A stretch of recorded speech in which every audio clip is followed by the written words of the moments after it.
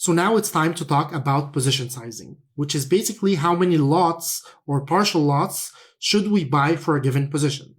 Now, when we looked at money management, we said that we didn't want to lose too much on any given trade to not lose too big of a percentage of our portfolio. Now, because of this, whenever we're doing position sizing, we have to specify what is the percentage of the portfolio that we're willing to lose on any given trade.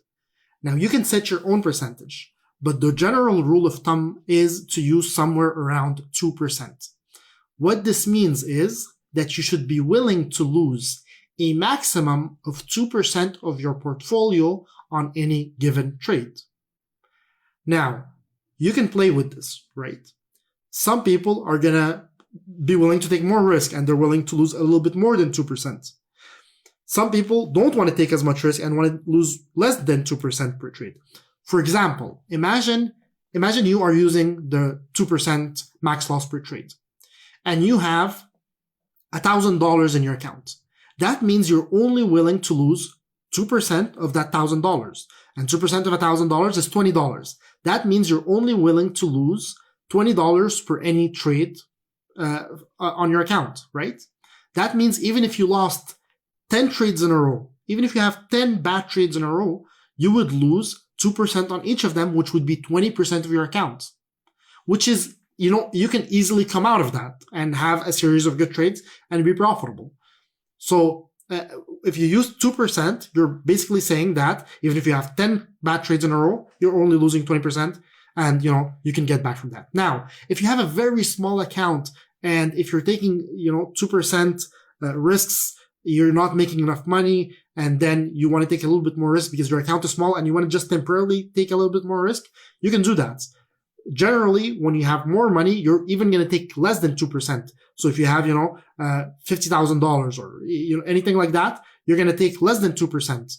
So imagine you have $100,000 in your account. You could be like, well, you know what? I want to take 1% max loss per trade. So if I lose 1,000. So even if I lose 10 trades in a row, I'll lose 10,000. I'll still have 90,000 and I can get that back very easily. So you can play with that as you want. I suggest that you start with the 2% because you are going to be starting paper trading anyways. So it's fake money, but just so you see how that affects you. Now, once you have your percentage decided, and we're going to go with 2% here, the steps are this: to calculate how many lots you want to buy. Step 1 is going to be calculate the dollar max loss for the position.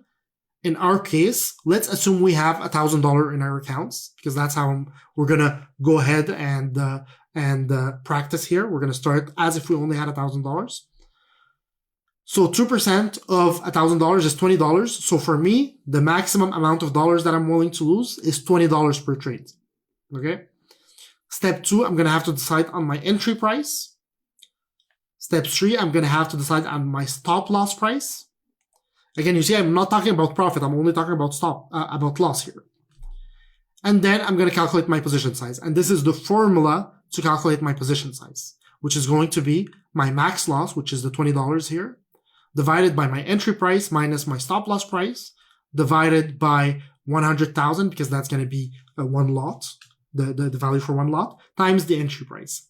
And don't worry, you're not going to have to do this calculation every time that you're going to do a trade. In the next lecture, I'm going to give you a calculator that does all the calculations for you. But we still have to go through it once here so you understand how it's calculated. So let's imagine this. Let's imagine I'm getting on this trade. Okay. Let's put a 4-hour chart, for example. So I'm just going to draw some lines and pretend we're going to do a trade here. Let's say this, and we'll do whatever. Okay. Doesn't matter. Let's see. There's a little support here. Might be a little bit of a range. Oops. Kind of, I guess. Okay, so let's say we're looking at this, and we're like, okay, you know what? I wanna do a trade here. I wanna buy if this currency falls here somewhere because there's this range here that I want to trade. I think I could buy here and sell here, buy here and sell here, and do multiple trades like this. So let's say I want to buy if the price falls here. right? Now, if it goes back up, I'll take my profit here. But again, we don't care about profit now. If it goes down, I'm going to take my loss if it goes down here, below these two supports. So if it goes here, I'm going to take my loss. And again, I'm just doing whatever for example's sake, right?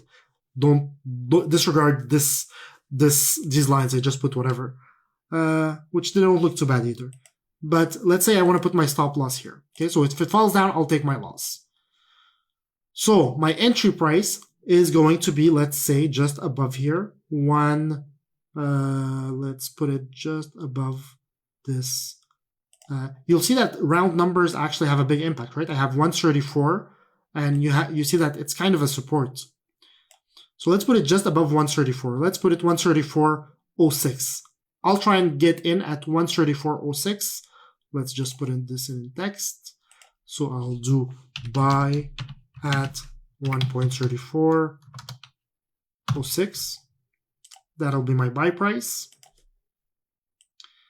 And then my stop price is going to be, let's say, somewhere around here, 133.57. 133.57. Let's put this in reds. That'll be my stop. Okay, now I can calculate how many lots am I going to buy. Okay, and I'll use the formula that we just looked over here, right? I'll just use this formula here. So the formula will go like this. Let's open up a calculator.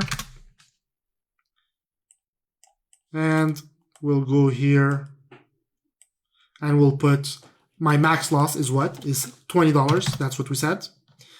Then we have divided by, and we open parentheses, we have our entry price, which is 1.34006, minus our stop loss price, which is 1.3357, close parentheses, and then we take this number, we divide it by 100,000, and then we multiply it by the entry price. So times the entry price, which is 1.34006, and that gives me 0.061.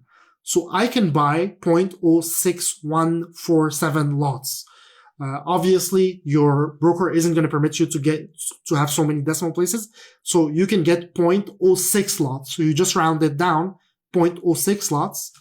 And if you get this, if you're able to get this amount of lots, right? If you add it exactly, then if the price goes from here and you actually lose, well, 0.06 lots times this amount of pips that you're going to lose is going to give you a $20 loss. So basically, we were able to calculate the exact amount of lots that we should buy, which is in this case 0.061. That will make it that if we do lose and we do take our loss at that price, we will lose the exact amount that we had calculated before, which is the optimal amount that we're willing to lose, which is $20. We don't want to lose more than that. And because of this, we were able to figure out that we want to use this amount of lots so we don't lose that amount of money. So the process you see is very simple. You look at a currency that you want to get into. You know how much money you're willing to lose, in our case, $20. You look at where you want to get into that currency. You find where you're willing to take your stop loss, which is going to be basically outside of some support level, somewhere where you think the currency is going to have a hard time reaching. And based on that, you calculate what is the position size, how many lots you're going to be able to buy in order to not lose more than that $20 that you don't want to lose more than.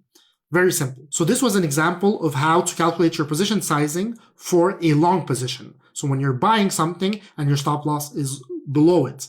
Now, if you were actually shorting something and basically you're shorting somewhere, let's say here, your stop loss would have been higher. Now, if this is the case and you're shorting something, the formula is very much the same, but for something small. In this situation, if you're shorting something, your stop loss is higher. So what you have to do is you actually have to do the stop loss price minus your entry price. Otherwise, it would have given you a negative number. So that's the only difference. You can play around with it and calculate it for a short position and see what you get. But I'm not going to ask you to do this calculation every time. I actually don't even, put it into my calculator every time, because you can just use a calculator that does that for you. And this is what we're going to be looking at in the next lecture. We're going to be looking at how you can get this calculation done very quickly and efficiently without having to do all of that.